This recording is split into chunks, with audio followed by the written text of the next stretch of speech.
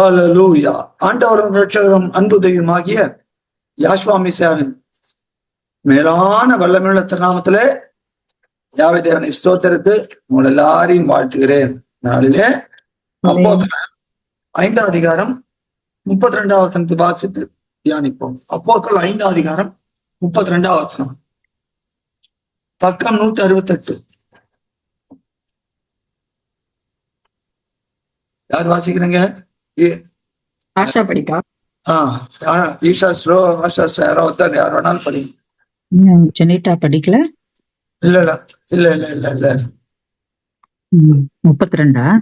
32. இந்த சங்கதிகளை குறித்து நாங்கள் அவருக்கு சாட்சிகளாய் இருக்கிறோம். தேவன் தமக்கு கீழ்ப்படுகிறவர்களுக்கு தந்தருளின பரிசுத்த ஆவியும் சாட்சி என்றார்கள். ஆமேன். Thank you, sister. God bless you. இந்த சங்கதிகளை குறித்து இந்த பேதுரு மற்ற அப்போஸ்தலர்களும் சொல்றாங்க. ஆலோசனைக்கு முன்னால கூப்பிட்டு வச்சு இந்த நாமத்தை பத்தி பேசக்கூடாது அப்படின்ட்டு. அப்போ நிறைய காரியத்தை சொல்லிட்டு இதெல்லாம் சொல்லிட்டு இடத்துல சொல்றாரு, இந்த சங்கதிகளை குறித்து எந்த சங்கதியும் முன்னால பார்க்கணும். நாங்கள் அவருக்கு சாட்சிகளா இருக்கிறோம். தேவன் தமக்கு கீழ்ப்படுகிறவர்களுக்கு தந்தரன பரிசாவையும் சாட்சி என்றார்கள். அப்போ தேவன் பரிசாவை யார் கொடுப்பாரு? கீழ்ப்படியாதவர்கள் கொடுக்க மாட்டாரா? இல்ல, சொல்லிட்டார தமக்கு கீழ்ப்படுகிறவருக்கு. சரி, எப்படி பரிசா இல்லாம கீழ்ப்படிக்க முடியும்?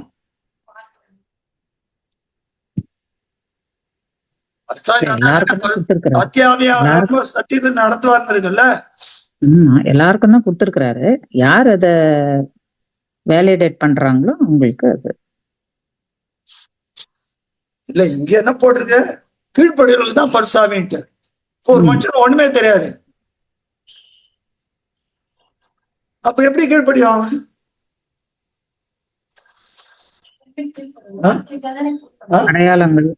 அடையாளங்கள் அற்புதங்கள்லாம் இருக்குல்ல, அதை பார்த்து கீழ்ப்படிதல் வருமா? அடையாளங்கள் அற்புதம் பார்த்து எலெக்ஷன் தான் வரும். என்ன சார்? சரி, அப்ப எப்படி அப்ப வார்த்தை பெற்றுக்கொள்ளாதவங்கள எப்படி கீழ்படிச்சாதான் பரிசாவி நீங்க போட்டிருக்க. அப்ப அதுக்கு முன்னால இப்ப அப்போஸ்தலர் 10ஆம் அதிகாரம் எடுங்க. 44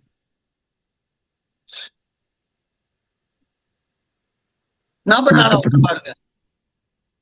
44 பக்கம் 177. இந்த வார்த்தைகளை பேதுரு பேசிக் கொண்டிருக்கையில் வசனத்தை கேட்டவர்கள் யாவர் மேலும் பரிசுத்த ஆவியானவர் இறங்கினார். இப்படி இங்க போட்டிருக்குது, அங்க கீழ்ப்படிஞ்சாதான் இருக்குது. கேட்ட உடனே எப்படி இது ஒண்ணு முரணா? அது வேல்யூ பண்றவங்களுக்கு தான் அது ஆவியானவர். எங்க ஒபே பண்ணாங்க? அந்த வார்த்தை உண்மை. அது பேதுரு போய் பேசுறாரு, எங்க கொர்நேலியுஸ் வீட்டுல போய் பேசுறாரு. பேசின உடனே கேட்டவர்கள் யார் மேலும் பரிசாவி இறங்கினான்னு இருக்குது. அங்க எப்படி இருக்குது? இங்க கீழ்ப்படிதான் இருக்கா? கேட்டவர்கள் தானே. இப்போ மைக்ல மீட்டிங் நடக்குது, வரவனா கேக்குறாங்க, எல்லாரும் பரிசாவி வந்துருமா? நியாயம் தானே. யாரும் கேட்டாங்கன்னா நம்ம எப்படி பாக்கணும்? உண்மையா கேட்டாங்கன்றதா? கேட்டவங்க யாவர் மேலும் யாருக்கு கேட்டா நம்ம பதில் சொல்றோம்ல, அவனுக்கு என்னபடி புத்திரம் சொல்ல வேண்டும் என்று இருக்கு. யார் சொல்ல போறீங்க? சொல்லுங்க.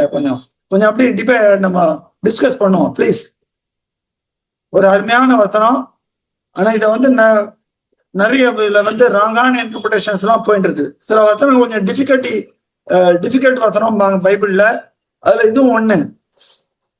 இதை வெவ்வேறு விதமா இன்டர்பிரட் பண்றாங்க தங்களுடைய டாக்டரனுக்கு ஏத்த மாதிரி.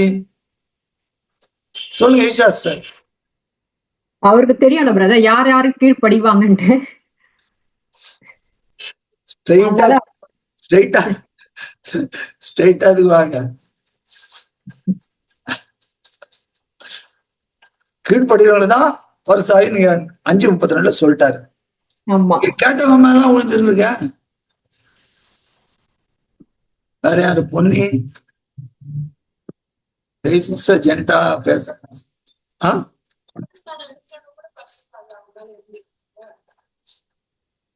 அவங்க மேல. ஆமா Angela sister, you can speak. No restrictions for you. நம்பிக்கை, முழுமையான நம்பிக்கை அவர் மேல வைக்கும் போது, அந்த ஃபேத் இருக்கும் போது கண்டிப்பா நான் கேட்கறது நம்மளை கேட்டாங்க. 2 வசனம் இருக்கு சார். 5:32 சொல்றது கீழ்ப்படிகளுக்கு இங்க 10:44 கேட்ட யார் மேலயும் எல்லார் மேலயும் 2த்துக்கும் என்ன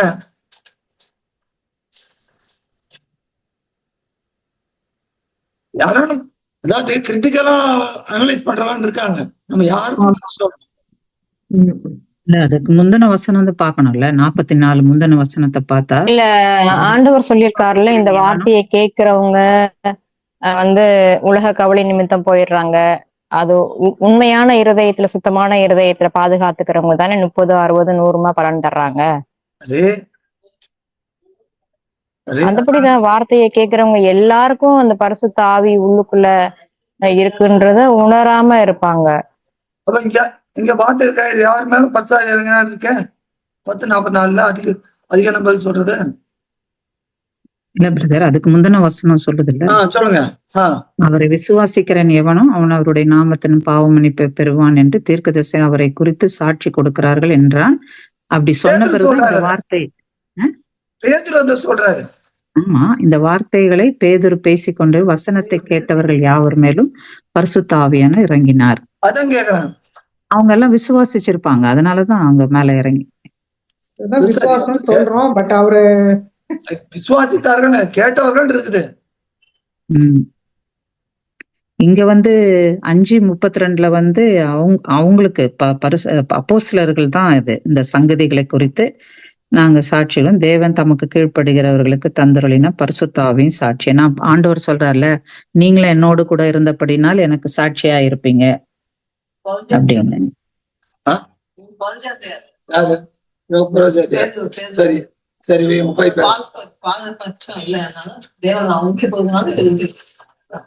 இங்க வந்து எப்படி போட்டிருக்கு? தேவன் தமக்கு கீழ்ப்படுகிற யூதர்களுக்குன்னு போடலையா? அங்க பேசணும்னா யூதர்கள் எல்லாரும் இருந்தாங்களா? யூதர்களுக்குன்னு போடல. இது பண்ணாது ஏதாவது பண்ணல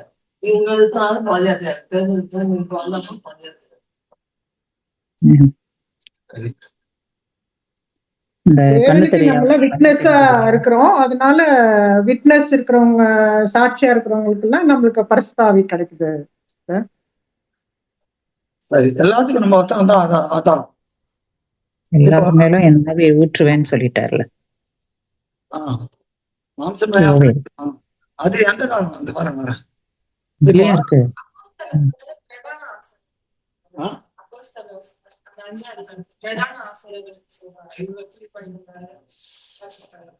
ஆமா, அந்த சங்கத்துக்கு முன்னாடி நிக்கிறப்ப சொல்றாங்க, பேதுரு சொல்றாரு. சரி, முக்கியமா வேதத்தை ஆதாரம் வச்சு பார்ப்போம். இப்போ அப்போஸ்தலர் 2ஆம் அதிகாரம் எடுங்க எல்லாரும். அப்போ 2ஆம் அதிகாரம் 38ஆம் வசனம் பாருங்க. 163ஆம் பக்கம். பேதுரு அவர்களை நோக்கி, நீங்கள் மனம் திரும்பி ஒவ்வொருவரும் பாவ மன்னிப்புக்கென்று ஆண்டவராக யேசுவ மெசியாவின் நாமத்தினாலே ஞானஸ்தானம் பெற்றுக்கொள்ளுங்கள், அப்பொழுது பரிசுத்த ஆவியின் வரத்தை பெறுவீர்கள்.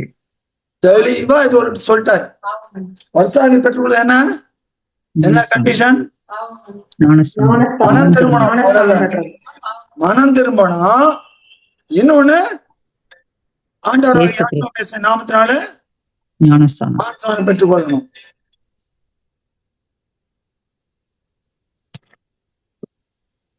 2 கண்டிஷன் ரொம்ப முக்கியம். ஒண்ணு மனம் திரும்புதல், இன்னொன்னு ஆண்டவராக இயேசு மெசியா நாமத்தினால ஞானஸ்நானம். 2 தான் இருந்தாதான் பரிசாவி. இது தெளிவா இருக்கு. அப்போ கேட்டவர்கள் உள்ளத்துல குத்தப்பட்டவர்கள் இருக்கு. 4வது இதுல பாத்தீங்கன்னா 2வதுல பாத்தீங்கன்னா அப்போ அவங்க 10:44 என்ன ஆச்சு? யாவர் மேலும் வர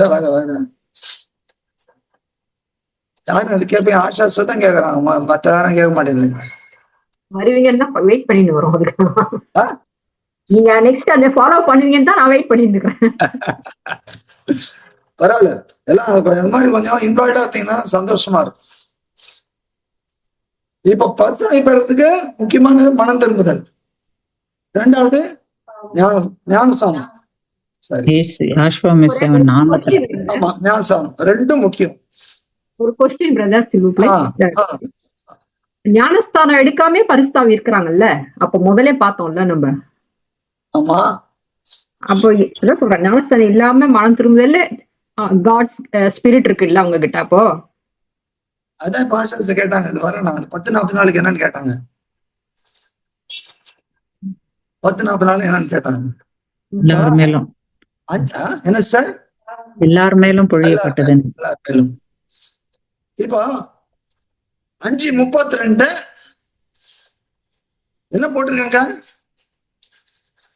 இந்த சங்கதிகளை குறித்து நாங்கள் அவருக்கு சாட்சிகளாயிருக்கிறோம். தேவன் தமக்கு கீழ்ப்படுகிறவர்களுக்கு தந்தருளின பரிசுத்த ஆவியும் சாட்சி. இப்போ இந்த சங்கதிகளை குறித்து சொல்றாரு. என்னன்னு பாத்தீங்கன்னா,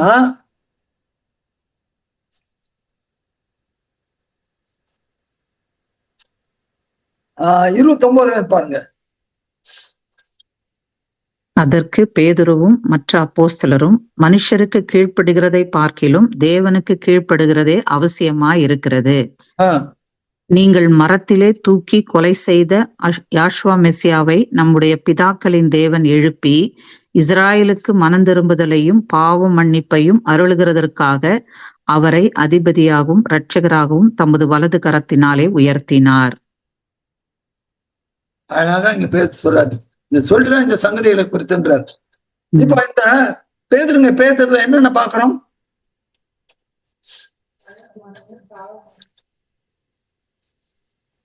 மனுஷருக்கு கீழ்ப்படுகிறதை பார்க்கலும் தேவனுக்கு கீழ்ப்படினும் அவசியமா இருக்குது. நீங்க தூக்கி கொலை பண்ணின அவரை தேவன் எழுப்பினாரு. பாவ மன்னிப்பு அவர்தான், அவர் மூலமா தான் அந்த பாவ மன்னிப்பு. வேற யாரும்?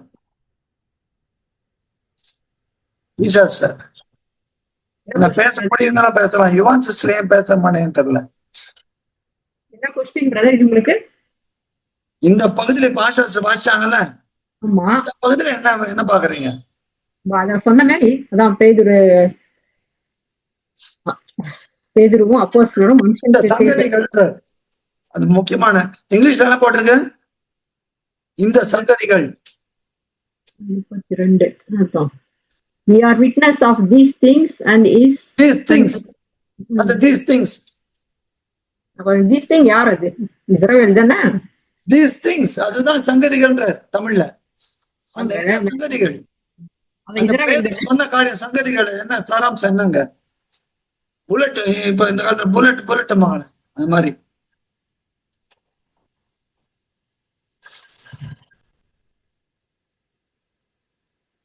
என்ன கொஸ்டின் கேக்குறீங்க பிரதர் நீங்க? இந்த வாசிச்ச பகுதியில பாஷா வாசிச்ச பகுதியில என்ன ஜிஸ்ட் என்ன அந்த சங்கதிகள், அங்க என்ன சங்கதிகளை குறித்து பேதுரு சொல்றாரு? எதுக்கு சாட்சிகளா இருக்கோன்றாரு? அதான் அவரை காட்டி கொடுத்து இது பண்ணோம் இல்லையா? அவங்க இது காட்டி கொடுத்த மரத்துல தூக்கி கொலை செய்த அவங்களோட தேவன் அந்த சந்ததிகளை கூட மனம் திரும்புறதுனால அவங்களை இது பண்ணுவாங்கன்னு சொல்றாரு. சரி, இங்க என்ன பேதுரு சொல்றாருன்னா, அவங்க கூட்டு கண்டிக்கிறாங்க எல்லாம் பண்ணக்கூடாதுன்னு. அப்போ 2ஆம் அதிகாரம் பாத்தீங்கன்னு வச்சுக்கோங்க.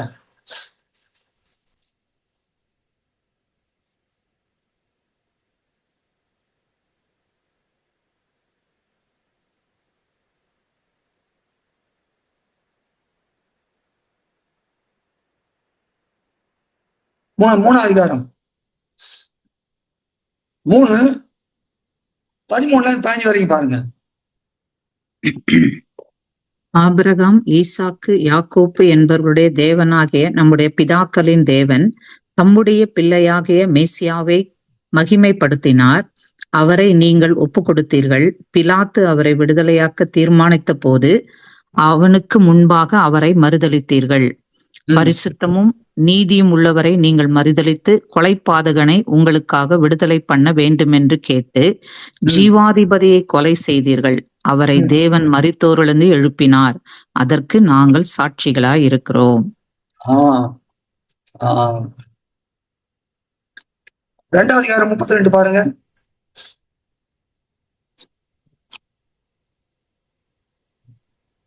இந்த யாஷ்வா மெசியாவை தேவன் எழுப்பினார். இதற்கு நாங்கள் எல்லாரும் சாட்சிகளாய் இருக்கிறோம். அப்போ அதுல 10 அதிகாரம் 40-42 வரைக்கும் பாருங்க. பக்கம் 177. 3ஆம் நாளிலே தேவன் அவரை எழுப்பி பிரதட்சமாய் காணும்படி செய்தார். 39 யூதருடைய தேசத்திலும் எருசலேமிலும் அவர் செய்தவைகள் எல்லாவற்றுக்கும் நாங்கள் சாட்சிகளாய் இருக்கிறோம். அவரை மரத்திலே தூக்கி கொலை செய்தார்கள். 3ஆம் நாளிலே தேவன் அவரை எழுப்பி பிரதட்சமாய் காணும்படி செய்தார். ஆயினும் எல்லா ஜனங்களுக்கும் பிரதட்சமாகும்படி செய்யாமல் அவர் மரித்தோரிலிருந்து எழுந்த பின்பு அவரோடே புசித்து குடித்தவர்களும் தேவனால் முன்பு நியமிக்கப்பட்ட சாட்சிகளுமாக எங்களுக்கே பிரதட்சமாகும்படி செய்தார். ஆமென். 42 வரைக்கும். 42. அன்றியும் அவரே உயிரோடு இருக்கிறவர்களுக்கும் மரித்தோர்களுக்கும் தேவனால் ஏற்படுத்தப்பட்ட நியாயாதிபதி என்று ஜனங்களுக்கு பிரசங்கிக்கவும் சாட்சியாக ஒப்புவிக்கவும் அவர் எங்களுக்கு கட்டளையிட்டார். இப்ப இவ்வளவு காரியங்கள் கேட்டீங்கல்ல, வாசி கேட்டீங்கல்ல. இப்ப இந்த சங்கதிகள்ல என்ன, இந்த சங்கதிகள் என்ன? அது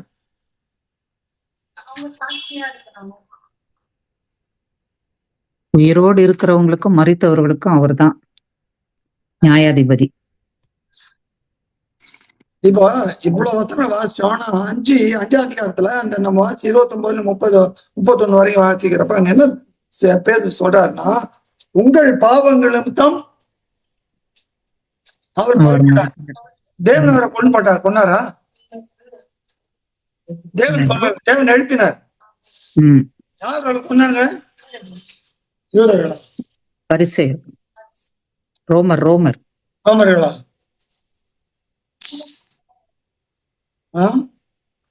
அப்படியா? யார் சொல்லுங்க. அவர் யார் கொன்னாங்க? உங்களுடைய பாவம் தான். பிசிக்கலா பாத்தீங்கன்னா ரோமன்ஸ், ஜூஃப், பரிசியன். பட் ஒபிஷியலா பாத்தீங்கன்னா அது தேவனுடைய die for us. நீங்கள் மரத்திலே தூக்கி கொலை செய்தன்னு போட்டிருக்கு.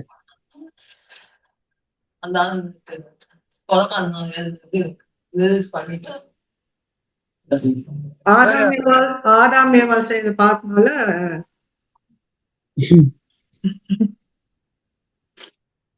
நம்ம எல்லாரும் சேர்ந்து கொலை செஞ்சோம். எல்லாருடைய பாவம். அதுதான்.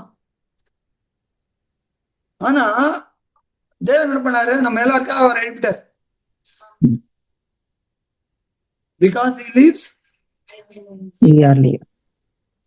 அல்லேலூயா சொல்லுங்க.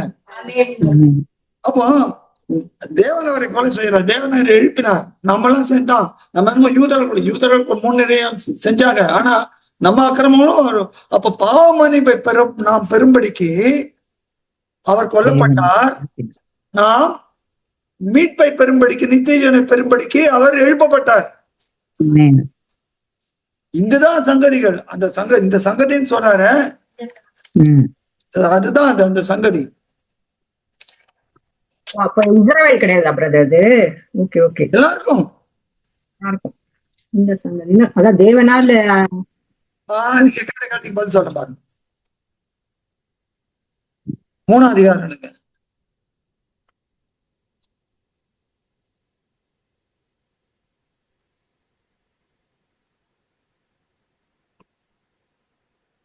20 இருந்து வாசிட்டே வாங்க 26 வரைக்கும்.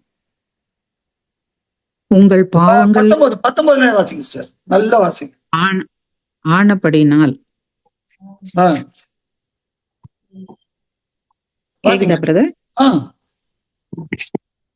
ஆனபடினாலே யாவேதேனுடைய சன்னிதானத்திலிருந்து இளைப்பாறுதலின் காலம் வரும்படிக்கும் காலங்கள் வரும்படிக்கும் முன்னே குறிக்கப்பட்ட யாஷ்வா மெசியாவை அவர் உங்களிடத்தில் அனுப்பும்படிக்கும் உங்கள் பாவங்கள் நிவர்த்தி செய்யப்படும் பொருட்டு நீங்கள் மனந்திரும்பி குணப்படுங்கள். உலகம் தோற்றுவது முதல் தேவன் தம்முடைய பரிசுத்த தீர்க்கதரிசிகள் எல்லாருடைய வாக்கினாலும் உரைத்தவைகள் எல்லாம் நிறைவேறி தீரும் காலங்கள் வருமளவும் பரலோகம் அவரை ஏற்றுக்கொள்ள வேண்டும். மோசே பிதாக்களை நோக்கி, உங்கள் தேவனாகி யாவே தேவன் என்னைப் போல ஒரு தீர்க்கதரிசியை உங்களுக்காக உங்கள் சகோதரிலிருந்து எழும்ப பண்ணுவார். அவர் உங்களுக்கு சொல்லும் எல்லாவற்றிலும் அவருக்கு செவி கொடுப்பீர்களாக. அந்த தீர்க்கதரிசியின் சொல் கேளாதவன் எவனோ அவன் ஜனத்தில் இராதபடிக்கு நிர்மூலமாக்கப்படுவான் என்றான். சாமுவேல் முதற்கொண்டு எத்தனை பேர் தீர்க்க தரிசனம் உரைத்தார்களோ அத்தனை பேரும் இந்த நாட்களை முன்னறிவித்தார்கள். நீங்கள் அந்த தீர்க்கதரிசிகளுக்கு புத்திரராய் இருக்கிறீர்கள். உன் சந்ததியினாலே பூமியில் உள்ள வம்சங்கள் எல்லாம் ஆசீர்வதிக்கப்படும் என்று தேவன் ஆபிரகாமுக்கு சொல்லி நம்முடைய முன்னோர்களோடு பண்ணின உடன்படிக்கைக்கும் புத்திரராய் இருக்கிறீர்கள். அவர் பூமியில் உள்ள வம்சங்கள் எல்லாம் ஆசீர்வதிக்கப்படிக்கு அவர் உங்கள் எல்லாரையும் உங்கள் பொல்லாங்கிலிருந்து விலக்கி உங்களை ஆசீர்வதிக்கும்படி தேவன் தம்முடைய பிள்ளையாக யாஷ்வா மெசியாவை எழுப்பி முதலாவது உங்களிடத்திற்கே அவரை அனுப்பினார் என்றான். முதலாவது உங்களுக்கு அனுப்பினார். ஆனா எதுக்காக அனுப்பினாரு? பூமியில வம்சங்கள் எல்லாம் அந்த சந்ததி யாரு? மேசியா தான். அப்ப மேசியாவுக்குள்ள அதான் சொல்றாரு யோவான் 10:16, இந்த சங்கம் இந்த தொழிற்சல் அல்லாமல் வேற ஆடுகளும் எனக்கு அவளை நான் கொண்டு வர வேண்டும்ன்றார். மரிக்கிறதுக்கு முன்னாலே சொல்லிட்டாரு. முதலாவது இவர்களுக்கு அனுப்பினாரு. இவர்கள் மூலமாய் சமாரி திருட்டு பேரை திருமணத்துறாரு என்றால் ரட்சிப்பு யூதர் வழியா இருந்துட்டார்.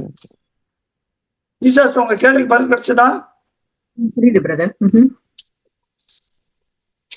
சரி, இப்ப இந்த சங்கதிகள்ல மெயினா என்னன்னா, நம்முடைய பாவங்களுக்காக அவர் மரித்தார். நாம் நித்திய நடைபெறாம் நித்தியமாய் வாழும்படிக்கு தேவன் அவர் எழுப்பினார். இனி அவர் மரணத்தை காண்பதில்லை, மரணத்தை அவர் ஜெயித்தார்.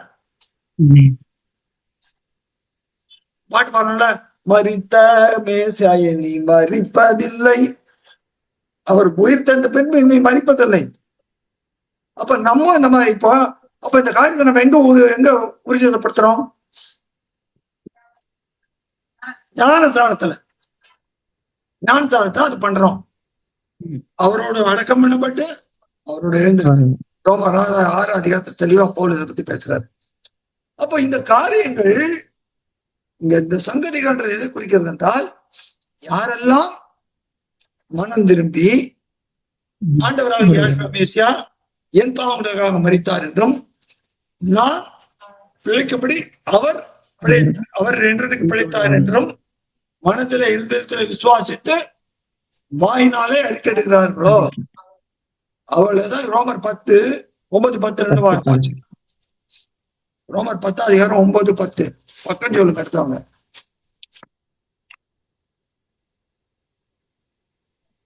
9வது வசனம் 10வது அதிகாரம் பக்கம் 218 பக்கம். என்னவென்றால், ஆண்டவராக யாஷ்வா மெசியாவை நீ உன் வாயினாலே அறிக்கையிட்டு யாவே தேவன் அவரை மரித்தோரிலிருந்து எழுப்பினார் என்று உன் இருதயத்திலே விசுவாசித்தால் ரட்சிக்கப்படுவாய். நீதி உண்டாக இருதயத்திலே விசுவாசிக்கப்படும், ரட்சிப்பு உண்டாக வாயினாலே அறிக்கை பண்ணப்படும். நீ அவரை உன் வாயினாலே அறிக்கையிட்டுன்னு 9வது இருக்குல்ல, அங்க நீ என்ன எழுதிக்கணும்னா, நான்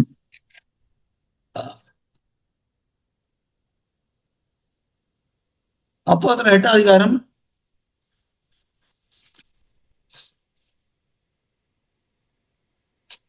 37-39 வரைக்கும் அது ஒண்ணு வருத்தணும். இன்னொன்னு யோவான் 20:31 ரெண்டுத்தையும் எழுதிங்க இந்த இடத்துல. Repeat brother. முதல்ல அப்போஸ்தலர் 8:37 39 வரைக்கும். இன்னொன்னு யோவான் 20:31 ரெண்டாம் எழுதிக்கங்க. நோட்ஸ் எடுத்து எழுதிக்கங்க. 37 8:37 பிரதர். 8:37-39. அதற்கு பிலிப்பு, நீர் முழு இருதயத்தோடும் விசுவாசித்தால் தடையில்லை என்றான். அப்பொழுது அவன், ஆண்டவராக யாஷுவா மெசியாவை தேவனுடைய குமாரன் என்று விசுவாசிக்கிறேன் என்று சொல்லி, தேவனுடைய குமாரன் யாஷுவாவை தேவனுடைய குமாரனாகிய மேசியா வாசிங்க. ரதத்தை நிறுத்தச் சொன்னான். அப்பொழுது பிலிப்பும் மந்திரியும் ஆகிய இருவரும் தண்ணீரில் இறங்கினார்கள். பிலிப்பு அவனுக்கு ஞானஸ்தானம் கொடுத்தான். அவர்கள் தண்ணீரிலிருந்து கரையேறின பொழுது யாவே தேவனுடைய ஆவியானவர் பிலிப்பை கொண்டு போய் விட்டார். மந்திரி அப்புறம் அவனை காணாமல் சந்தோஷத்தோடு தன் வழியே போனான். சந்தோஷத்தோடு தன் வழியே போனான். அது என்ன சந்தோஷம்? ரட்சிப்பின் சந்தோஷம், உண்டாகும் சந்தோஷம். சந்தோஷம். இப்போ இங்க முக்கியமா பிலிப்பு என்ன பண்றாரு? 35ஆம் வசனத்துல போட்டிருக்காங்க. என்ன போட்டிருக்க?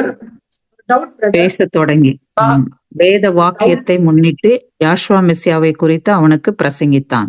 அப்போ ஆண்டவராக யாஷுவா மெசியா நம்ம பிரசங்கினா எப்படி? வேத வாக்கியத்தை முன்னிட்டு தான் பிரசங்கிக்கும். என்ன கேள்வி சிஸ்டர்? டவுட் இல்ல கேள்வி.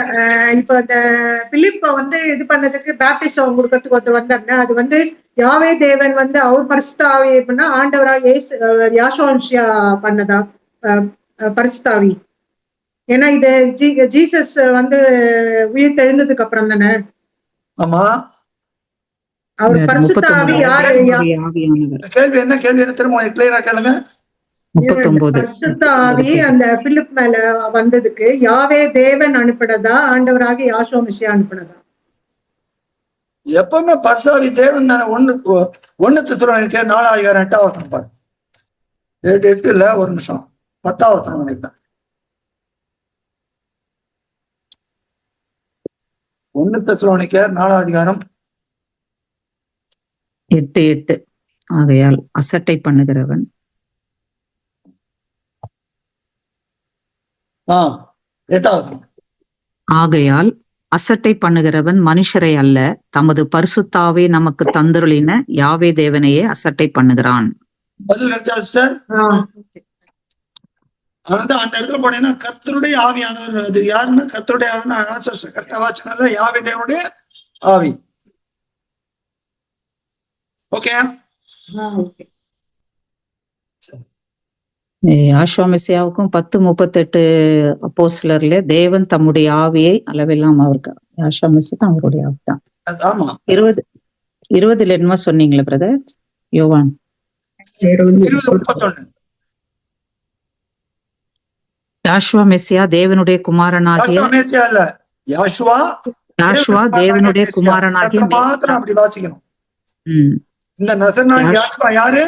இவர் வெறும் தேவகுமாரன் மாத்திரம் இல்ல, இவர் வெறும் மேசியா மாத்திரம் இல்ல, இவர் தேவகுமாரனாகிய மேசியா. சொல்லப்படாதுன்றீங்க மெசியா, யாஷுவா மெசியா தேவனுடைய குமாரன் இல்ல. இந்த இடத்துல இங்க யார் பத்தி சொல்றாரு? அவர் மத்தியில நடந்து குலாவி ஊழியம் செய்து மரித்து உயிர்த்தெழுந்த அவரை பத்தி யோவான் எழுதுறாருன்னா, இவர் யாரு?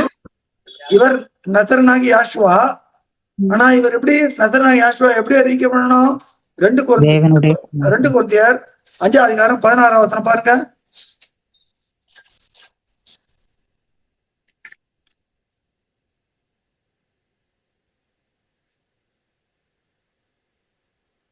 பக்கம் சொல்லுமா. 249. யாஷுவா மெசியாவினுடைய அன்பு எங்களை நெருக்கி ஏவுகிறது, ஏனென்றால் எல்லாருக்காகவும் 16. ஆகையால் இது முதற்கொண்டு நாங்கள் ஒருவரையும் மாமிசத்தின்படி அறியோம். நாங்கள் யாஷுவா மெசியாவையும் மாமிசத்தின்படி அறிந்திருந்தாலும் இனி ஒருபோதும் அவரை மாமிசத்தின்படி அறியோம். அவர் மாம்சத்தின்படி எப்படி அறியப்பட்டாரு? யாஷுவா, நசரேயனாகிய யாஷுவா புரியுதா sister? புரியுது brother. அப்போ இந்த நசராகி யாஷுவா அப்போ 2 அதிகாரம் 36 என்ன போட்டிருக்கு? பக்கம் 163. ஆகையால் நீங்கள் மரத்திலே அறைந்த இந்த யாஷ்வா மெசியாவை தேவன் ஆண்டவரும்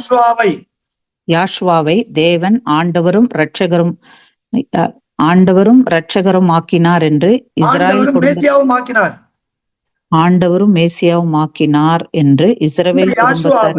நீங்க அவரை என்ன நினைச்சீங்க? யாஷுவா தான் கூப்பிட்டீங்க. ஆமா, அவர் யாரு? யாவேதனுடைய ரட்சண்யம். அது போறாரு. அவர் யாரு? அவர் எந்த ஒரு நசரத்திலிருந்து வருகிறவர். அப்படிதான் அறியப்பட்டார். மாம்சப்படி அப்படிதான் அறியப்பட்டார். தெளிவா இருக்கு எல்லாருக்கும். அப்ப இப்படிப்பட்டவரை இவர் தேவன் என்ன பண்ணிட்டாரு? இவர் ஆண்டவர் மேசியாவும் ஆகிட்டார். இவர் தான் மேசியா முத்திரை குத்தியாச்சு. ஆமா, உயிர்த்த பிறகு. அதனாலதான் நிறைய சொல்றாரு, யாருக்கும் அறிவிக்காதீங்கன்றார். பாத்தீங்கன்னா யாருக்கும் அதை அறிவிக்காதீங்கன்றார். அப்போ இந்த யாஷுவாவை தேவனுடைய குமாரனாகிய மேசியா, அதான் யோவான் 20:31 வாசிக்கிறப்ப யாஷுவா மேசியான்னு அந்த இடத்துல வாசிக்க கூடாது. இந்த நசரனாகிய யாஷுவாவை நீங்க என்னன்னு வாசிக்கணுமா? தேவனுடைய குமாரனாகிய மேசியா. ஓகே, விசுவாசித்து அவருடைய நாமத்தினாலே நித்திய நடைமுறையாக எழுதப்பட்டிருக்கிறது. அப்போ நீங்க அந்த ரோமர் 10:9 அந்த இடத்துல வாயினால அது இதயத்துல எப்படி விசுவாசிக்கணும், இந்த வசனங்களை எப்படி விசுவாசிக்கணும், எப்படி அவர் தேவகுமாரனாகிய மேசியா என்று விசுவாசித்து வாயினால் அறிக்கை பண்ணணும். இப்ப 10வது வாசிங்க, ரோமர் 10:10. அது நடுவில் இந்த வசனம் சொல்லுவாங்க. நீதி உண்டாக இருதயத்தில் விசுவாசிக்கப்படும், ரட்சிப்பு உண்டாக வாயினாலே அறிக்கை பண்ணப்படும். வாயினால அறிக்கைன்றது எப்படி? அது அறிக்கை எங்க அறிக்கைடுறோம்? ஞானஸ்தானத்தில். மத்தேயு 3:11 பாருங்க.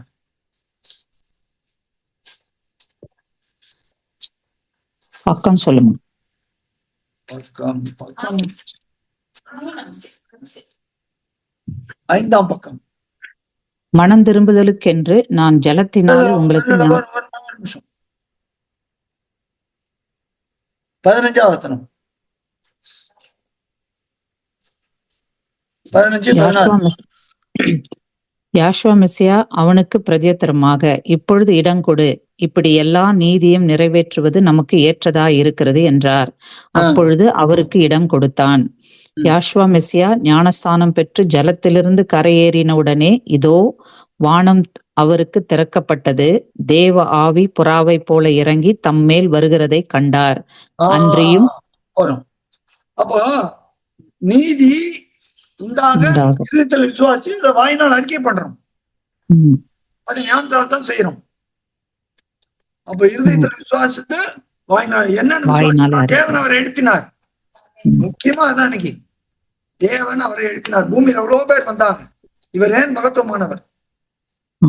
இவரை உயிரோடு கூட மயிரத்து உயிர் தந்து சதா காலமும் ஜீவிக்கிறவர்.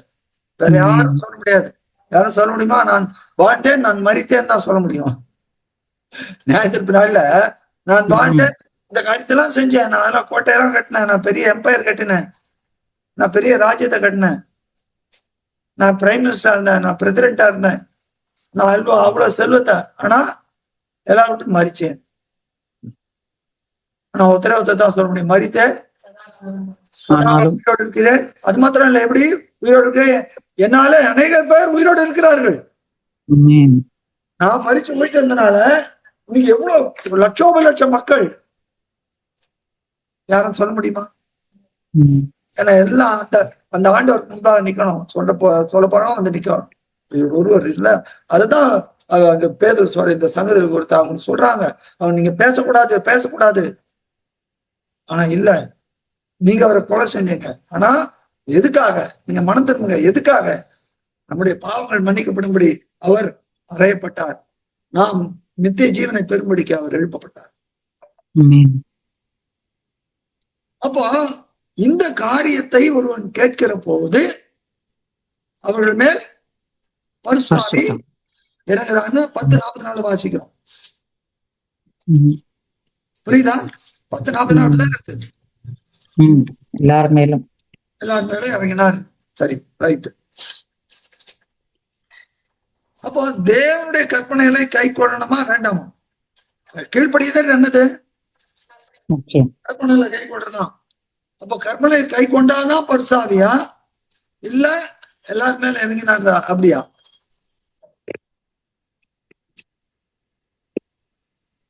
இப்ப 5:32 இங்கிலீஷ்ல வாசிங்க ஈஷா சிஸ்டர்.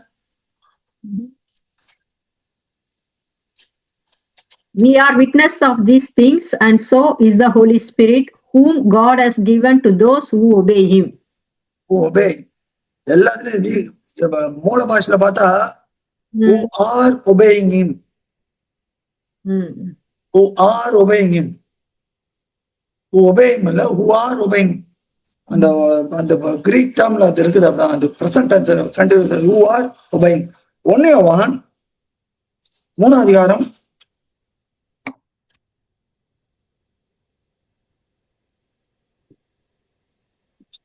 9வது பாருங்க. 327 பக்கம் சொல்லுமா? 127 பக்கம். 9 தானே பிரதர்? 9. தேவனால் பிறந்த எவனும் பாவம் செய்யான், ஏனெனில் அவருடைய வித்து அவனுக்குள் தரித்திருக்கிறது. அவன் தேவனால் பிறந்தபடியினால் பாவம் செய்ய மாட்டான். தேவனால் பிறந்தவளா இல்லையா? ஆமா. மத்த ஆஷா சரி, மத்தவங்க சொல்லுங்க. God bless you, Asha sister. இப்ப எல்லாம் சொல்லுவாங்க நம்மளா தேவனால் பிறந்தவளா இல்லையா? ஆமா பிரதர். அப்ப நம்ம பாவம் செய்யறோமா? பிறந்தா கூட நம்ம பாவம் தானே செய்யணும். பாவம் ஆஞ்சலா அழகா அவங்க ஃபேஸ் திரிக்கிற மாதிரியே ஃபேஸ் போட்டிருக்காங்க. நம்ம பாவம் செய்யறோமா இல்லையா?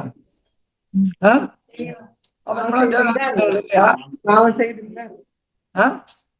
பாவம் செய்து தானே இருக்கிறோம்.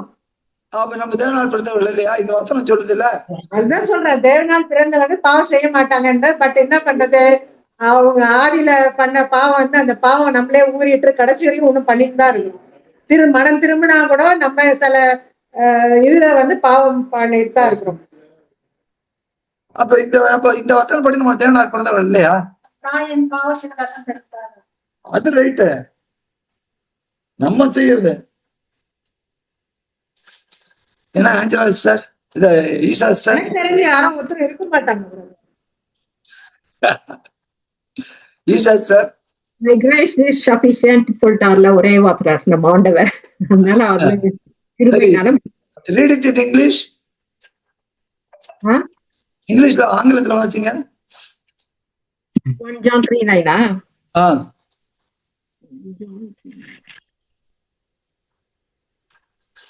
No one who is born of God will continue to sin because அதுதான் very important. But he will not continue to sin. அந்த மாதிரி இல்ல இந்த தமிழ்ல கொஞ்சம் வீக்கா கரெக்ட். இப்ப புரியுது நல்லா கிளியரா. அப்போ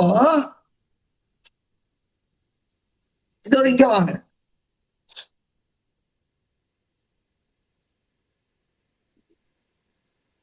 அப்போ தேவனுடைய கற்பனைகளுக்கு முதல்ல கேட்கிறப்ப, வசனத்தை கேட்கிறப்ப வருஷம் வராப்பல. பட் நம்ம பழைய ஏற்பாடு கூட பாத்தீங்கன்னா அநேக ஒருத்தல மேல வருஷம் வருவாப்புல, வந்து அந்த காரியம் முடிஞ்ச உடனே போயிடுவாரு. ஏன் புதிய ஏற்பாடு ஒரு நிமிஷம் இங்க கூட பாருங்க. யோவான் 11வது அதிகாரம்ங்க. யோவான் 11வது அதிகாரம் 144 பக்கம் 49 இருந்து 52 வரைக்கும் பாருங்க. அப்பொழுது அவர்களில் ஒருவனும் அந்த வருஷத்து பிரதான ஆசிரியனுமான காய்பா என்பவன் அவர்களை நோக்கி, உங்களுக்கு ஒன்று தெரியாது, ஜனங்கள் எல்லாரும் கெட்டு போகாதபடிக்கு ஒரே மனுஷன் ஜனங்களுக்காக மரிப்பது நமக்கு நலமாயிருக்கும் என்று நீங்கள் சிந்தியாமல் இருக்கிறீர்கள் என்றான்.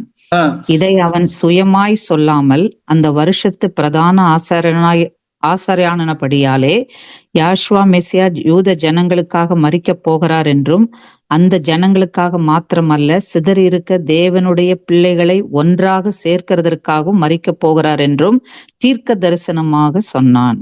எப்படி தீர்க்கதரிசனமா சொல்றாரு? தீர்க்கதரிசனம் எப்படி? பரிசுத்தாவினால் தான் சொல்ல. பிள்ளையம் கூட தீர்க்கதரிசனம் சொன்னாப்ல. சவுலும் அதே மாதிரி. ஆமா, வெரி குட்.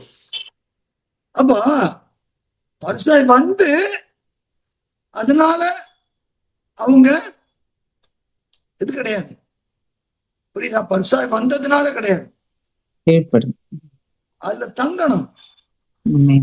பரிசாய் தங்குறப்பதான் என்னப்போ தேவனால் பண்றவனும் தொடர்ந்து பாவம் செய்யான், ஏன்னா தேவனுடைய வித்து அவனுக்கு நிலைத்திருக்குதுன்றாப்புல.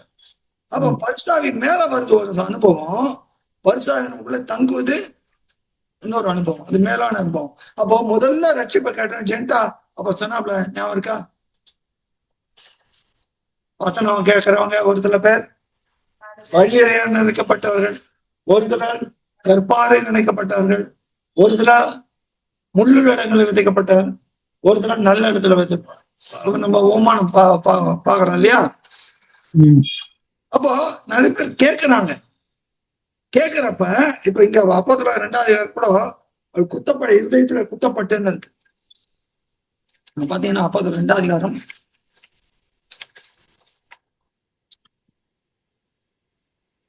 என்ன செய்ய வேண்டும்? 37.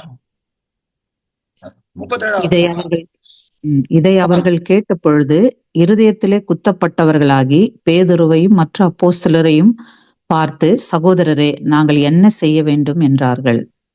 அப்ப இருதயத்துல குத்தப்படுறப்ப அவங்க என்ன பண்றாங்க? சகோதரன்றாங்க. அது வரைக்கும் சகோதரன் இல்ல, சகோதரன். அப்ப அவங்க வர்றாங்க. அப்ப வர்றப்ப அங்க என்ன ஆகுது? அவங்க எல்லாரும் நாம் 41 அன்றைய தினம் ஏறக்குறைய 3000 கொல்லப்பட்டார்கள்.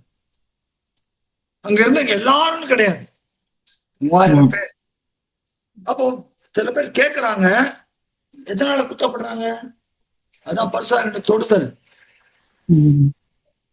அப்ப பரிசாக வராப்புல வந்து என்ன பண்றாப்புல? நமக்கு முதலாவது அந்த காரியத்தை உணர்த்துகிறாப்புல. உணர்த்தின பிறகு நாம் மனம் திரும்புகிறோம். பரிசாக இல்லாம நம்ம மனம் திரும்புவது வராது. சில பேர் என்ன சொல்லுங்க, மனசாட்சியுடைய சூடுண்ட பயிர்கள் பவுல் தீமோத்தேயுவில சொல்றாரு. அப்ப பரிசாவியுடைய உந்துதல் இல்லாமல் நம்ம மனம் திரும்புவது வராது. பரிசாவ எங்கேருந்து வராப்புல?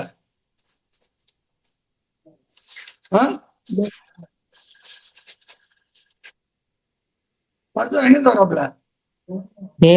வராப்புல இல்லையா? சரி, 2 தீமோத்தேயு 2வது அதிகாரம் 25வது வசனம் பாருங்க.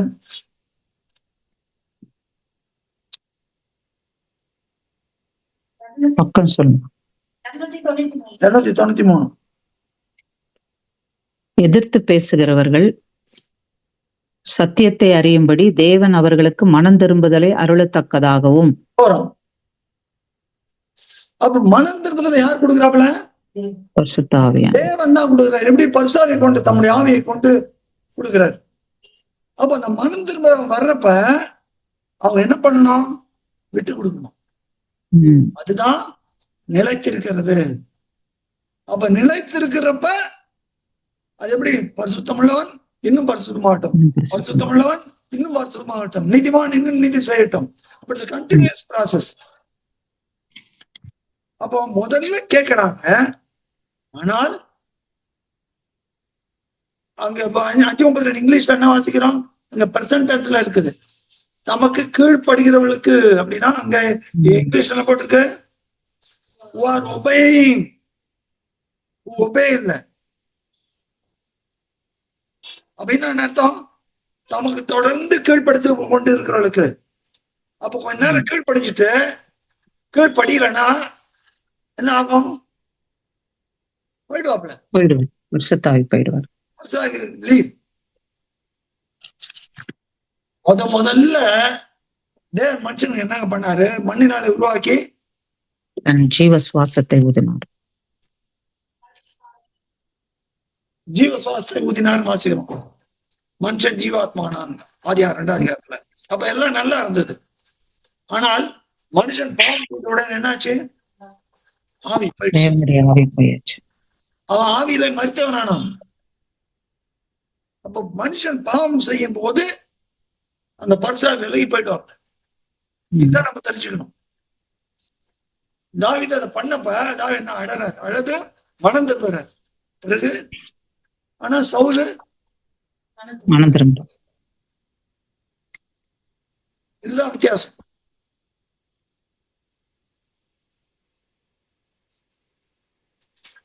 அப்போ இந்த என்ன இங்க சொல்றாருன்னா, தன்னுடைய தேவன் தமக்கு கீழ்ப்படிந்து கொண்டிருக்கிறவர்களுக்கு பரிசாவை கொடுக்கிறார். முதல்ல கொடுக்கிறாரு. முதல்ல மேலே அமர்கிற இடைப்படுகிற அனுபவம். பிறகு அந்த இடைப்படுறப்ப விட்டு கொடுத்தோம்னா உள்ளே வந்து தங்குகிற அனுபவம். அதான் முதல்ல வாசல் படி நின்று தட்டுகிறேன் ஆண்டவர் சொல்றார். ஒரு சத்தத்தை கேட்டு கதவை திறந்தால் நான் உள்ளே பிரவேசிப்பேன். ஆண்டவர் பிரவேசித்து எதுக்காக பிரவேசிக்கிறார் நம்ம வாழ்க்கையில? நான் போய் வேறொரு தேற்றவாளன், ஏன் என் தேற்றவாளன் வேலை என்ன? அவரை சுயமா என்ன மகிமைப்படுத்துவார். அப்ப பரிசாவி நமக்குள்ள வரும்போ நம்ம யாரை மகிமைப்படுத்துவோம்? குமாரனை மகிமைப்படுத்துவோம். ஆண்டவர் யாஷுவா மேசியாவை மகிமைப்படுத்துவோம். ஏன்? அவர் வார்த்தை. அவர் ஐஸ்வர்யனாக இருந்தும் பட்டப்பாடுகளாகிய நாம் ஐஸ்வர்யனாக ஆகும்படி நமக்காக தரித்திரரானார். ஆனால் தேவன் அவர் என்ன பண்ணிட்டாரு? எழுப்பி மறுபடியும் ஐஸ்வர்யனாகிட்டார். ஹல்லேலூயா. அப்ப அந்த ஐஸ்வர்யன் ஆக்கப்பட்டார் பாருங்க. மறுபடியும் அவருடைய சாயலை தான் நம்மளை மாத்த போறார். ஹல்லேலூயா. அதுதாங்க முக்கியம். அந்த ஐஸ்வர்யம் தாங்க முக்கியம். பிதாவோடு நித்தியமா அதான் யோவான் பையன் சம பண்ண சொல்றார்.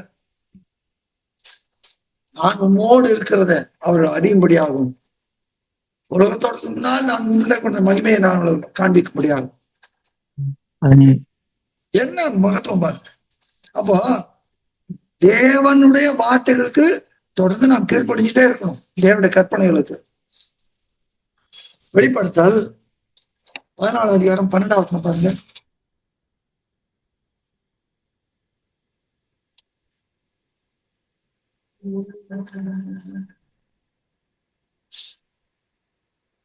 தேவனுடைய கற்பனைகளையும் யாஷுவா மேசியாவின் மேலுள்ள விசுவாசத்தையும் காத்து கொள்ளுகிறவர்களாகிய பரிசுத்தவான்களுடைய பொறுமை இதிலே விளங்கும் என்று கூறினான். பரிசுத்தவான்கள் யாரு? தேவனுடைய கற்பனைகளை கை கொள்ளணும். இன்னைக்கு கற்பனை வேண்டாம், விசுவாசம் போறோம்ன்றாங்க. விசுவாசம் வேணும் இல்லைங்களே, அந்த கற்பனைகளை கை கொள்ளணும்.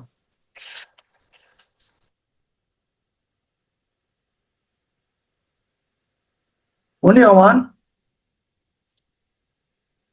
3ஆம் அதிகாரம் 4:5.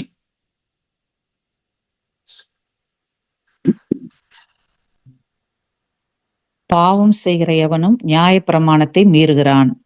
நியாயப்பிரமாணத்தை மீறுகிறதே பாவம். கிளியர் ஆயிட்டார் பாருங்க. நியாயப்பிரமாணத்தை மீறினா பாவம். நியாயப்பிரமாணம் கண்டிப்பா நமக்கு வேணும். அதுல எது பலிகள் அந்த காரியங்களை தான் அவர் நிறைவேற்றார். மற்றபடி தாய் தங்களை கனம் பண்ணுவாயாக, ஓய்வு நாள் ஆச்சரிப்பாயாக. நிறைய பேர் இன்னைக்கு ஓய்வு நாள் அசட்டை பண்றாங்க. ஓய்வு நாள் மாதத்தின் 7ஆம் நாள் தானே தவிர 1ஆம் நாள் கிடையாது. நல்லா தெரிஞ்சுங்க. அது எல்லாருக்கும் சொல்லுங்க. வாரத்தின் 1ஆம் நாள் கிடையாது. வாரத்தின் 7ஆம் நாள் தான் ஓய்வு நாள். தேவன் அதை மாத்தவே இல்லை. எப்படி பஸ்கா மாத்தல, அது மாதிரி அதையும் மாத்தல. பஸ்கால என்னத்தை மாத்தினாரு? மிருகத்துக்கு பதிலா சொந்த குமாரன் பஸ்கா ஆட்டுக்குட்டி கொடுத்தாரு. அவ்வளவுதான். நியாயப்பிரமாணத்தை அதனால இங்க வெளிப்படுத்து 14 பண்ண பரிசுத்தவான்கள் யார சொல்றாரு? தேவனுடைய கற்பனைகளை கைக்கொள்ளுறது. ஒருத்தன் வந்து கேட்கறான், மொத்தம் 19ஆயிரத்துல ஆண்டவரே நித்திய ஜீவனை சொல்றதுக்கு என்ன பண்ணணும்? கற்பனைகளை கைக்கொள், கற்பனைகளை கைக்கொள். கற்பனைகள் கண்டிப்பா நியாயப்பிரமாணம் முக்கியம் நமக்கு. அதுல எது பலிகள் அந்த அந்த அதுதான் இது பண்ணமே தவிர மற்றபடி எல்லாம் நம்ம கைக்கொள்ளும். அந்நியனுடைய பொருளை இச்சையாதிருப்பாயாக எல்லாம் நான் எல்லாம் பாவம் செய்யணும். கண்டதை எது வேணாலும் சாப்பிடலாம். இன்னைக்கு அது ஒரு நிறைய போதனை மாதிரி கேட்டா அப்போஸ்தலர் 10ஆம் அதிகாரத்தை பத்தி சொல்லுவாங்க. அப்போஸ்தலர் 10ஆம் அதிகாரத்துல என்ன போட்டிருக்கு பார்க்கலாம், அதையும் பார்த்துட்டு முடிப்பாங்க. நீ அதை வச்சு பெரிய பெரிய பிரசங்கம் பண்ணா கூட எந்த இது வேணாலும் சாப்பிடலாம், எந்த மிருகம் வேணாலும் சாப்பிடலாம் அப்படின்னு எடுக்கலாம். 176ஆம் பக்கம் அப்போஸ்தலர் 10ஆம் அதிகாரம் 10வது பாருங்க. அவன் மிகுந்த பசி அடைந்து சாப்பிட மனதாயிருந்தான். அதற்கு அவர்கள் ஆயத்தம் பண்ணுகையில் அவன் ஞான திருஷ்டி அடைந்து வானம் திறந்திருக்கிறதாகவும் 4 முனைகளும் கட்டப்பட்ட பெரிய துப்பட்டியை போல ஒரு விதமான கூடு தன்னிடத்தில் இறங்கி தரையில் விடப்பட்டிருக்கிறதாகவும் அதிலே பூமியில் உள்ள சகல விதமான 4 கால் ஜீவன்களும் காட்டு மிருகங்களும் ஊரும் பிராணிகளும் ஆகாயத்து பறவைகளும் இருக்கிறதாகவும் கண்டான். அல்லாமலும் பேதுருவே எழுந்திரு, அடித்து புசி என்று அவனுக்கு சொல்லும் ஒரு சத்தம் உண்டாயிற்று. அதற்கு அடித்து புசி சொல்லிட்டாரு தேவன். ஆனா எல்லாம் சாப்பிடலாம், எல்லாம் சாப்பிடலாம். அதற்கு பேதுரு, அப்படி அல்ல ஆண்டவரே, தீட்டும் அசுத்தமாய் இருக்கிற யாதொன்றையும் நான் ஒரு காலும் புசித்ததில்லை என்றான். அப்பொழுது தேவன் சுத்தமாக்கினவைகளை நீ தீட்டாக எண்ணாதே என்று 2ஆம் தரமும் சத்தம் அவனுக்கு உண்டாயிற்று. 3ஆம் தரமும் அப்படியே உண்டாயிற்று. பின்பு அந்த கூடு திரும்ப வானத்துக்கு எடுத்து கொள்ளப்பட்டது. அப்பொழுது பேதுரு தான் கண்ட தரிசனத்தை குறித்து தனக்குள்ளே சந்தேகப்படுகையில், இதோ கொர்நேலியுவினால் அனுப்பப்பட்ட மனுஷர்கள் சீமோனுடைய வீட்டை விசாரித்து கொண்டு வாசற்படியில் வந்து நின்று, பேதுரு என்று பெயர் கொண்ட சீமோன் இங்கே தங்கியிருக்கிறாரா என்று கேட்டார்கள். பேதுரு அந்த தரிசனத்தை குறித்து சிந்தனை பண்ணி கொண்டிருக்கையில் ஆவியானவர், இதோ 3 மனுஷர் உன்னை தேடுகிறார்கள், நீ எழுந்து இறங்கி ஒன்றுக்கும் சந்தேகப்படாமல் அவர்களுடனே கூட போ, நானே அவர்களை அனுப்பினேன் என்று அவனுக்கு சொன்னார்.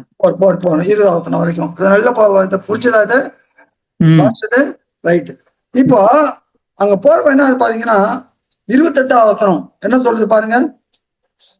அவர்களை நோக்கி, அந்நிய ஜாதியானோடே கலந்து அவனிடத்தில் போக்கு வரவாயிருப்பது யூதனானவனுக்கு விலக்கப்பட்டிருக்கிறது என்று நீங்கள் அறிந்திருக்கிறீர்கள். அப்படி இருந்தும் எந்த மனுஷனையும் தீட்டுள்ளவன் என்று அசுத்தமுள்ளவன் என்றும் நான் சொல்லாதபடிக்கு தேவன் எனக்கு காண்பித்திருக்கிறார். தேவன் எனக்கு என்ன காமிச்சாரு? எல்லாத்தையும் சாப்பிடுன்னு காமிக்கல, தீட்டுள்ளது என்றும் அசுத்தனது என்றும். எந்த மனுஷனையும் நீ தீட்டுள்ள அதுதான் காமிச்சாருன்னு சொல்ற தவிர இல்லைன்னா சொல்லிருப்பாரு. இத வச்சுட்டு இன்னைக்கு என்னன்னா பிரதம ஓடுது, அடித்து புசி தாராளமா சாப்பிடுங்க. இல்ல, நியாயப்பிரமாணம் சொன்னதெல்லாம் இன்னும் உண்டு. அதெல்லாம் யாராலும் மீறினீங்கன்னா தேவன்கிட்ட மன்னிப்பு கேட்டு set your self right. Hotel வீட்டுக்கு போனீங்கன்னா கண்டதை சாப்பிடாதீங்க, இல்ல வீட்டிலேயே வாங்கி ரொம்ப ஜாக்கிரதையா இருங்க. இது தேவ எச்சரிப்பு. கண்டிப்பா நமக்கு தேவனுடைய கற்பனைகளை கை கொள்ளணும். ஆண்டவர் யாஷா மேசா விசுவாசிகளே பரிசுத்தவான்கள். வெளிப்படுத்தல் 14:12 அல்ல, பழைய ஓல்ட் டெஸ்டமென்ட் தான் நியாயப்பிரமாணம். இல்ல, புதிய வெளிப்படுத்தல் எப்ப கொடுக்கப்பட்டது? புதிய ஏற்பாட்டு காலத்துக்கு சபைக்கு. சாப்பிடாதுன்னா என்ன பிரதர்? எது சாப்பிடக்கூடாதுன்றீங்க? தேவன் எதெல்லாம் விளக்கினாரோ லேவியராமத்துல இருக்குது, அதெல்லாம் சாப்பிடக்கூடாது. நம்ம சுத்தமும் தீட்டுள்ளதுமாக சொல்றாரு. அசுத்தமும் தீட்டுள்ளதும் வந்து இது பண்ண அவர் புசிக்கிறது கேட்டோம்னா அவரை நான் உண்டாக்குனது அந்த மாதிரி இல்லை அப்படின்னும் போது அது மனுஷரை தான் கூப்பிட்டு அது அர்த்தம்னு சொல்லி சொல்றீங்க இல்லையா?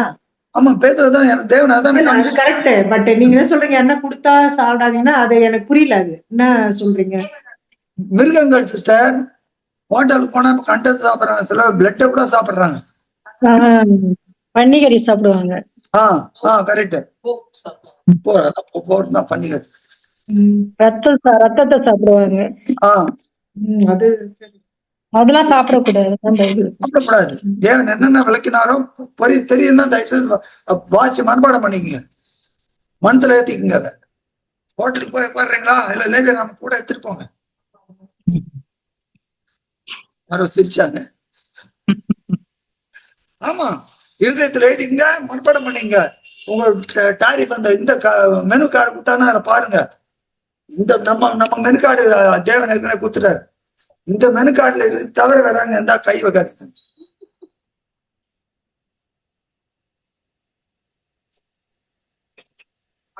நாடாது இந்த பிரதட்ட பெரிய வம்பா போச்சு. இந்த பிரதட்ட இல்ல, நம்ம பெரிய பிரதட்ட போனாலே இந்த வம்பு தான். கரெக்டா சொல்றாரு. எங்க அப்பா என்ன சொன்னாரோ அதுதான், அவர் அதான் சொல்றாரு. அவர் சொன்னதான் நானும் சொன்ன, நீங்க எல்லாரும் சொன்ன, நம்ம எல்லாரும் அதான் சொன்னோம். இந்த காரியத்தை நீங்க மனசுல வச்சுங்க, எல்லாரும் தைரியமா சொல்லுங்க. தப்பான பிரசங்கம், தப்பான நிறைய காரியங்கள் தவறு. அப்போ தேவனுடைய கற்பனைகளையும் ஆண்டவராய் ஆசிரமேசம் விசுவாசிகளோட பரிசுவாங்க. அப்போ பரிசுத்தாவி பெற்றுக்கொண்டது உண்டு, அதை தக்க வைக்கிறது ரொம்ப முக்கியம். அதுதான் தேவன் தமக்கு கீழ்ப்படிந்து கொண்டிருக்கிறதுக்கு பரிசாவை கொடுக்கிறார் பேதுரு சொல்றாரு. புரியுதா? இதுதான் அதனால முதல்ல எடுத்தவர்களே தேவ கற்பனை கை கொண்டதான் பரிசாவி. ஏன்னா அப்ப பரிசாவி பெற்றுக்கொள்ளவே முடியாது. கீழ்ப்படிஞ்சாதானே. எப்ப கீழ்ப்படிவாங்க? எப்ப கீழ்ப்படிவாங்க? ரோமர் 10 அதிகாரம் 15-17 வரைக்கும் பாருங்க. அந்த வார்த்தை கேட்டாதானே பத்துல பிரதர். ரோமர் 10 அதிகாரம் 15-17. 14 பக்கம் 219, 14-17 வரைக்கும். அவரை விசுவாசியாதவர்கள் எப்படி அவரை தொழுது கொள்வார்கள்? அவரை குறித்து கேள்விப்படாதவர்கள் எப்படி விசுவாசிப்பார்கள்? பிரசங்கிக்கிறவன் இல்லாவிட்டால் எப்படி கேள்விப்படுவார்கள்? அனுப்பப்படாவிட்டால் எப்படி பிரசங்கிப்பார்கள்? சமாதானத்தை கூறி நற்காரியங்களை சுவிசேஷமாய் அறிவிக்கிறவர்களுடைய பாதங்கள் எவ்வளவு அழகானவைகள் என்று எழுதியிருக்கிறதே. ஆனாலும் சுவிசேஷத்திற்கு எல்லாரும் கீழ்ப்படியவில்லை. அதை குறித்து ஏசாயா, யாவே தேவனே, எங்கள் மூலமாய் கேள்விப்பட்டதை விசுவாசித்தவன் யார் என்று சொல்லுகிறான். ஆதலால் விசுவாசம் கேள்வியினால் வரும், கேள்வி தேவனுடைய வசனத்தினாலே வரும். இப்படி இருக்க வரும். விசுவாசம் கேள்வியினால் வரும், கேள்வி தேவனுடைய வார்த்தை. தேவனுடைய வார்த்தை அது கேட்கிறவன் மேல் பரிசாவி வரும். 10:44. புரியுதா? விசுவாசம் கேள்வியினால வரும், கேள்வி தேவனுடைய வரும். இது ரோமர் 10:17. அந்த வசனத்தை கேட்கிறவன் மேல் பரிசாவி வரும். அப்போதுல 10:44. அப்போதுல 10:44. வார்த்தையை கேட்கிற கேட்டு அதை நல்ல நிலமாகி இதயத்துல வைத்து வைக்கிறவர்களுக்கு 30 பலன் தரும். அது 30, 60. அதுதான் பரிசுத்தம், இன்னும் பரிசுத்தம், இன்னும் பரிசுத்தம்.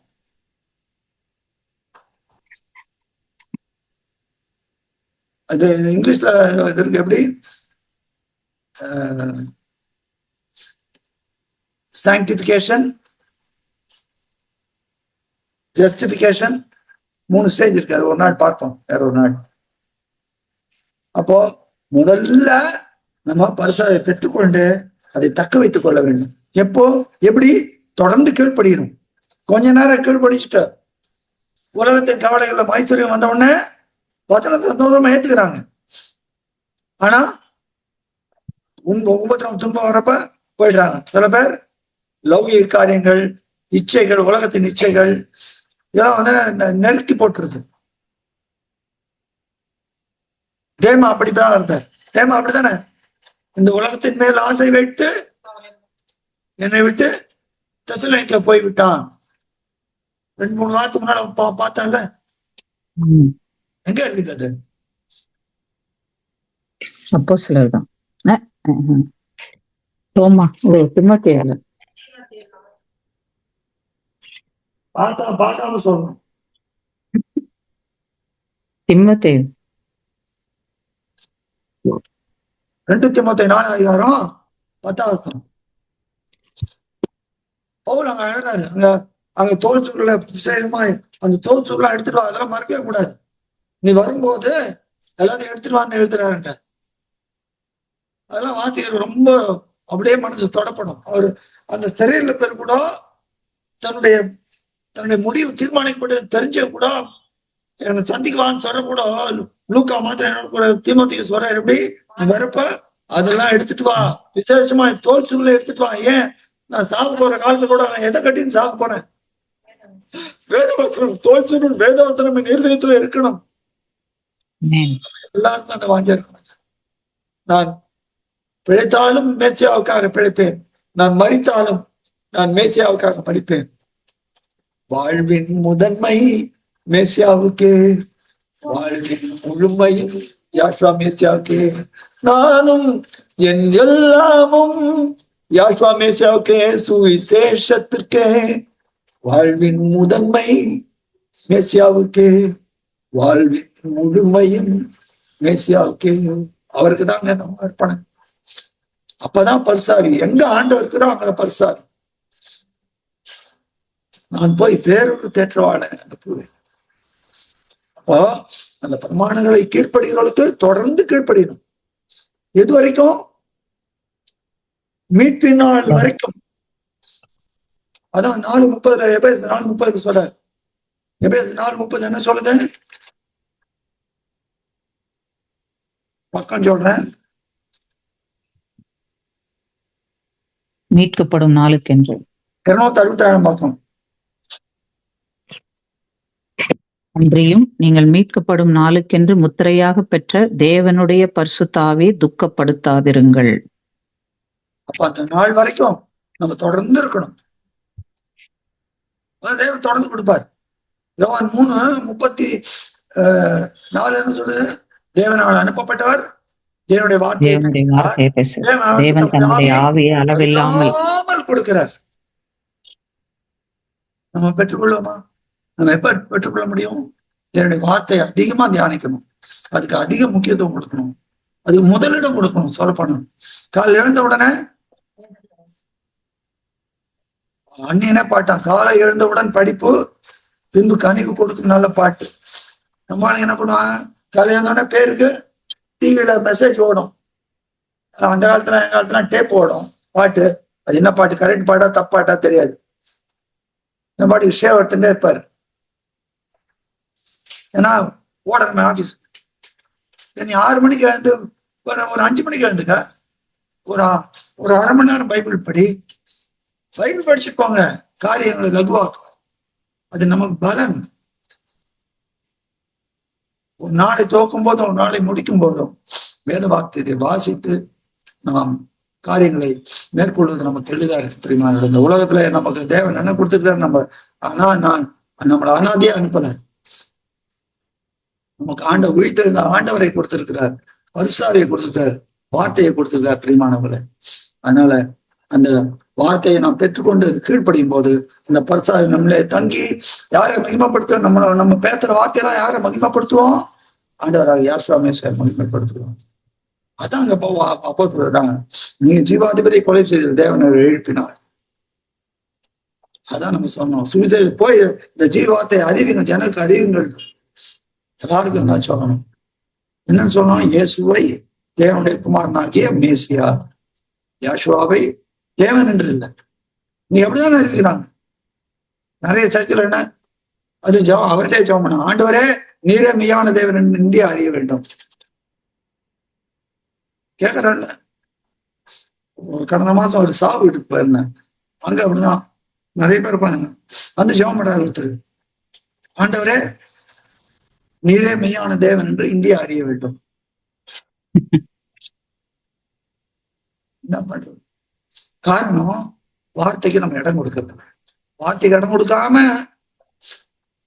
என்ன வேற ஆவிக்கும் ஜாகிரதையா இருப்போம். வார்த்தைக்கு முதல்ல கொடுப்போம். வார்த்தை கீழ்ப்படிவோம். தேவனுடைய கற்பனை கீழ்ப்படிவோம். நம்முடைய பரிசுத்தாவி தங்கி ஆண்டவரை மகிமைப்படுத்த தேவன் நமக்கு அருள் செய்வார்.